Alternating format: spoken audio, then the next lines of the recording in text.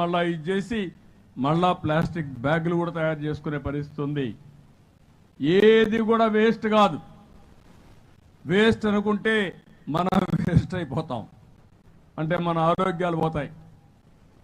దీన్ని కరెక్ట్గా చేయగలిగితే ఏదైనా సరే మనకు మెరుగైన ఫలితాలు వస్తాయి. ఇది నాకు నచ్చిన పని, మనసు పెట్టి పనిచేస్తా. రాష్ట్రంలో ఉండే 5 కోట్ల మంది కూడా ముందుకొస్తే మనం అనుకున్నది జయప్రదం అవుతుందని చెప్పి మరొక్కసారి మీ అందరికీ విజ్ఞప్తి చేస్తున్నాను. ఇంకో పక్కన 100% scientific treatment, solid waste management చేస్తాం. దీనికి కూడా డేట్ పెట్టుకున్నాం. దీనికి మీరు చూస్తే 2025 అక్టోబర్ లోపల దీన్ని పూర్తి చేస్తాం. ఓసారి శ్రద్ధ ఉండాలి. తెలుగుదేశం పార్టీ ఇంత మునుపు అధికారంలో 2014-19 ఉన్నప్పుడు స్వచ్ఛ ఆంధ్రప్రదేశ్కి ఒక వారం పెట్టి పెద్ద ఎత్తున కార్యక్రమాలు చేసాం, నెలవారీగా ప్రతి నెల. దానివల్ల చాలా ఫలితాలు వచ్చాయి. కానీ ఇటీవల కాలంలో మీరు చూస్తే పట్టణ ప్రాంతాల్లో 85 లక్షల మెట్రిక్ టన్నులు చెత్త పేరకపోయింది. నేను మచిలీపట్నం వెళ్ళాను. 4 రోడ్లు క్రాస్ అయ్యే సెంటర్లో దగ్గర కొన్ని వేల మెట్రిక్ టన్నులు పక్కనేసి గుట్టలుగా తయారయ్యే పరిస్థితి వచ్చింది. వర్షం పడితే అదంతా మగ్గిపోయి ఆ వాసన ఆ ప్రాంతంలో ఉండే వాళ్ళ ఇళ్ళకి ఎంత భయంకరంగా వస్తుందో, అంటువ్యాధులు వస్తాయో మనం ఆలోచించుకోవాలి. ఆ నీళ్లన్నీ పైన వర్షం పడినప్పుడు ఆ బురద కానీ మురికి కానీ భూగర్భ జలాల్లో కలిసిపోయి ఆ ఏరియా కలుషితమైపోయే పరిస్థితి వస్తుంది. దానివల్ల మనం తాగే నీళ్లు కలుషితమైన నీళ్లు తాగే పరిస్థితికి వస్తాం. ఒక పక్కన గాలి కలుషితం అవుతుంది, మనం పీల్చే గాలి. మన తాగే నీళ్లు కలుషితం అవుతాయి. అలాంటి నీళ్లు వాడి పంటలు చేస్తే మన ఆహారం కూడా కలుషితమైన ఆహారం వచ్చే పరిస్థితి వస్తుంది. ఇవన్నీ కూడా క్లీన్ చేస్తున్నాం. నేను మున్సిపల్ అడ్మినిస్ట్రేషన్కి ఒకటే ఆదేశాలు ఇచ్చాను. అక్టోబర్ 2వ తారీఖు లోపల 100% పాత చెత్త వదిలించుకోవడమే కాకుండా కొత్తగా కూడా ఇంటింటికి పోయి కలెక్ట్ చేసే మెకానిజానికి శ్రీకారం చుట్టమని చాలా స్పష్టంగా మున్సిపల్ అడ్మినిస్ట్రేషన్కి ఆదేశాలు ఇచ్చాను. అవి కూడా కంప్లీట్ చేస్తాం. ఇంకో పక్కన మీరు చూస్తే ఎక్కడికక్కడ అక్టోబర్ 26కి రోడ్డు మీద చెత్త కూడా లేకుండా, కాగితం కూడా కనపడకుండా చేసే పరిస్థితికి వస్తాం. నేను హైదరాబాద్లో మీరు చూశారు, నేను ముఖ్యమంత్రిగా ఉన్నప్పుడు సైకిళ్లు పెట్టాను. ఎక్కడన్నా తెల్లవారితో క్లీన్ చేస్తాం. మన వాళ్ళు కొంతమంది రోడ్డు మీదకి వచ్చి షాపులో పోయి ఎక్కడ ఒక వస్తువు తీసుకున్నప్పుడు మళ్ళా రోడ్డు మీద కాగితాలు వేస్తారు. అవి కలెక్ట్ చేయడానికి 2-3 కిలోమీటర్లకు ఒక మనిషిని పెట్టాను. అంటే కలెక్ట్ చేస్తే మీలో కొంతరికైనా పరివర్తన మారుతారు, దీనివల్ల ఉపయోగపడుతుంది కూడా చేశాం. అన్ని ప్రయోగాలు చేశాం. కానీ ఈరోజు భారతదేశం మొత్తం స్వచ్ఛ భారత్ వైపు ముందుకు పోయినప్పుడు మనం అగ్రస్థానంలో ఉండాల్సిన అవసరం ఉంది.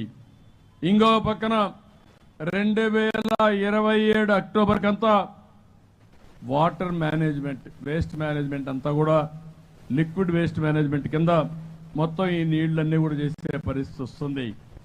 నేను ఇక్కడికి వచ్చినప్పుడు నేను ఒక విషయం ఇక్కడ చూశాను. ఇక్కడికి వచ్చినప్పుడు నేను మైదుకూరుకు వచ్చాను. మొదటి ప్రారంభం చేశాను. మా కలెక్టర్కి మా మున్సిపల్ అడ్మినిస్ట్రేషన్కి ఒకే మాట చెప్పాను. ఎమ్మెల్యే కూడా ఉదయం నుంచి నా వెనకాల పడుతున్నాడు, మళ్ళీ ఒక లవ్ లెటర్ ఇచ్చాడు ఇప్పుడే, నాకు అది చేయండి ఇది చేయండి అని. కాబట్టి నేను ఎక్కడికి వచ్చినా నేను వచ్చి వెళ్ళిన తర్వాత మార్పు కనపడాలి. అదే సిబిఎన్ మార్క్. ఎక్కడున్నా మార్పు అనేది కనపడాల్సిన అవసరం ఉంది. నేను అందుకే మా వాళ్ళని అడిగాను, ఎన్ని రోజులు అవుతుంది టోటల్గా ఎక్కడెక్కడైతే చెత్త కానీ మట్టి కానీ రాకుండా రోడ్లన్నీ కంప్లీట్ చేయాలి, సిమెంట్ రోడ్లన్నీ కూడా పూర్తి చేయాలి. ఎన్ని కిలోమీటర్లు ఉందంటే మైదుకూర్ టౌన్లో 7 కిలోమీటర్లు ఉంది. గ్రామీణ ప్రాంతాల్లో మున్సిపాలిటీకి వచ్చినటువంటి కొన్ని గ్రామాలు వచ్చాయి, అక్కడ కూడా ఒక 5 కిలోమీటర్లు అని చెప్పారు. మొత్తం 12 కిలోమీటర్లు కూడా సిమెంట్ రోడ్డు కానీ బీటీ రోడ్డు కానీ వేసే బాధ్యత తీసుకుంటాం. ఎంత ఖర్చు అయినా ఖర్చు పెట్టి పూర్తి చేస్తాం. రెండోది డ్రైనేజ్. మా మున్సిపల్ సెక్రటరీ గారికి చెప్తున్నా, మొత్తం మైదుకూరుని ఒక మోడల్గా తీసుకొని ఒక రికార్డు టైంలో 100%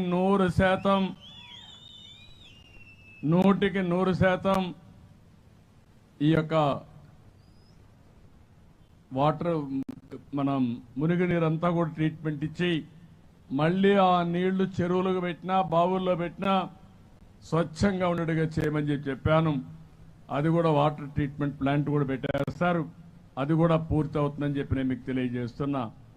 ఇంకో పక్కన చూస్తే కొన్ని ఇళ్లకు నీళ్లు కూడా లేవు, ట్యాపులు లేవు. నేను చాలా స్పష్టంగా ఉన్నాను, ఎవ్రీ ఇంటికి ట్యాప్ ఇవ్వాలి. అదే మరి అష్యూర్డ్ వాటర్ రావాలి. ఏదో బోర్ నుంచి నీళ్లు ఇస్తే అది నీళ్లు ఇచ్చినట్టు కాదు. ఇంటికి దూరంగా ఎక్కడో ఒక ట్యాప్ పెట్టి 50 మందికో 30 మందికో ట్యాప్ ఇవ్వడం కరెక్ట్ కాదు. ప్రతి ఇంటికి ట్యాప్ ఇవ్వాల్సిన అవసరం ఉంది. నిరంతరం నీళ్లు వచ్చే వ్యవస్థ క్రియేట్ చేయాల్సిన అవసరం ఉంది. అందుకే కలెక్టర్ గారికి ఆదేశాలు ఇచ్చాను, సెక్రటరీకి ఇచ్చాను. 90 కోట్ల రూపాయలు ఖర్చు అవుతుంది. అమృత్ కింద 100% ప్రతి ఇంటికి నీళ్లు ఇచ్చే కార్యక్రమానికి శ్రీకారం చుడతాం. అందరికీ ట్యాప్ వాటర్ ఇస్తాం, అష్యూర్డ్ వాటర్ ఇస్తామని చెప్పి కూడా నేను మీకు తెలియజేస్తున్నా. ఇవి కాకుండా కలెక్టర్ కూడా చెప్తున్నా, ప్రతి ఒక్క వ్యక్తికి పట్టణాల్లో 2 సెంట్లు, గ్రామాల్లో అయితే 3 సెంట్లు సైట్ ఇస్తున్నాం. అవి కూడా ఇవ్వడం, ఎవరికైనా ఇండ్లు లేకపోతే ఈ యొక్క మైదుకూరులో 100% ఇండ్లు కట్టించే కార్యక్రమం కూడా తీసుకొని ఇల్లు లేదనకుండా అందరికి ఇండ్లు కట్టించే బాధ్యత తీసుకుంటాం. ఇంకో పక్క ఇంటింటికి పవర్ ఇస్తాం. పవర్ కనెక్షన్ అయిన తర్వాత కొత్తగా సూర్య గారు వచ్చింది. నేను మిమ్మల్ని అందరినీ కోరుతున్నా, మీ ఇంటి మీద 2 కిలోవాట్లు కానీ 3 కిలోవాట్లు కానీ సోలార్ పెట్టుకోండి. దానివల్ల కరెంటు ఛార్జీలు కట్టే భారం ఉండదు. దీనికి 2 కిలోవాట్లు అయితే 200 యూనిట్లు వస్తుంది, 60,000 రూపాయలు సబ్సిడీ ఇస్తాం. 3 కిలోవాట్లు అయితే 78,000 రూపాయలు ఇస్తాం. 300 వాట్స్ కరెంటు యూనిట్స్ కరెంటు ఉత్పత్తి అవుతుంది. మీ ఇంటి మీద మీరు కరెంటు ఉత్పత్తి చేసుకుంటే మీ మోటార్ బైక్ను మీరే ఛార్జ్ చేసుకోవచ్చు, మీ ఆటోని మీరే ఛార్జ్ చేసుకోవచ్చు, మీ కారు కూడా ఇంట్లోనే ఛార్జ్ చేసుకోవచ్చు. కరెంటు ఛార్జ్ కట్టే పరిస్థితి లేదు. రెండోది పెట్రోల్ డీజిల్ అవసరం లేదు, పెట్రోల్ బంకుకు పోయే పని లేదు. ఇంటి దగ్గర నుంచి ఆఫీసుకు పోవచ్చు, ఎక్కడికి పోవాలన్నా పని చూసుకొని మళ్ళా ఇంటికి వచ్చే పరిస్థితి వస్తుంది. ఇది చేసుకోవడం మీ చేతుల్లో ఉంది. మిమ్మల్ని గుర్రాన్ని నీటి దగ్గర తీసుకుపోతాను కానీ బలవంతంగా తాగించలేను. తాగే బాధ్యత మీదేనని చెప్పి మరొకసారి మీకు తెలియజేస్తున్నా. నేను అవకాశాలు కల్పిస్తా, అవి సద్వినియోగం చేసుకోవాల్సిన అవసరం ఉంది. గ్యాస్ దీపం 1 కింద ఫ్రీగా ఇచ్చాను, 2 కింద 3 సిలిండర్లు ఇస్తున్నా.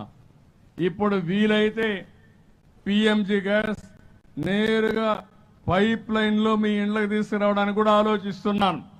నేను వాళ్ళతో మాట్లాడతాను. వీలైతే మీ మైదుకూరుని ఆదర్శంగా తీసుకొని ప్రతి ఒక్క ఇంటికి గ్యాస్ కూడా ఇంటికే ఇవ్వడానికి, అప్పుడు ట్యాప్ తిప్పితే సరిపోతుంది. మీరు ఎంత కావాలో వాడుకుంటారు. వాళ్ళు చెప్పే లెక్క ప్రకారం 20% తక్కువ ఖర్చు అవుతుందని. అప్పుడు కూడా 3 సిలిండర్లకు ఎంత ఖర్చు అవుతుందో ఆ డబ్బులు నేను ఇస్తాను, మిగిలింది మీరు పెట్టుకునే పరిస్థితి వస్తుంది. దానికి కూడా శ్రీకారం చుడతాం. ఇది కాకుండా ఇంకో పక్కన మీరు చూస్తే ఇంటింటికి ఇంటర్నెట్ పెట్టుకోవాలి, సెల్ ఫోన్ కూడా పెట్టుకోవాలి. ఎందుకు నేను చెప్తున్నానంటే ఇప్పుడు అన్నీ కూడా మీకు ఎక్కడికి పోయే పని లేదు. నేను వాట్సాప్ గవర్నెన్స్ కూడా తీసుకొస్తున్నాను.